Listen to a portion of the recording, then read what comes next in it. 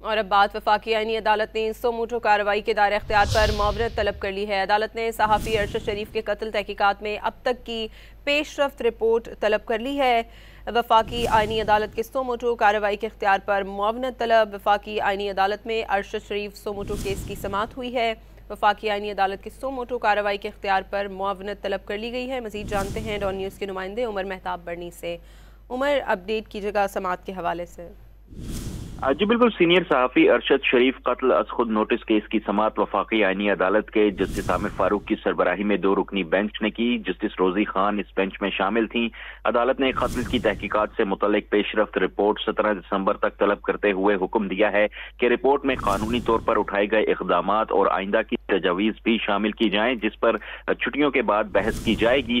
Justice عامر فاروق نے کہا کہ بتایا جائے کہ اب تک تحقیقات میں کیا پروگریس ہے اور تحقیقات اور قتل کے ذمہ داران کو کٹہرے میں لانے کے لیے۔ عمر مہتاب برنی اپڈیٹ کر رہے تھے، بہت شکریہ۔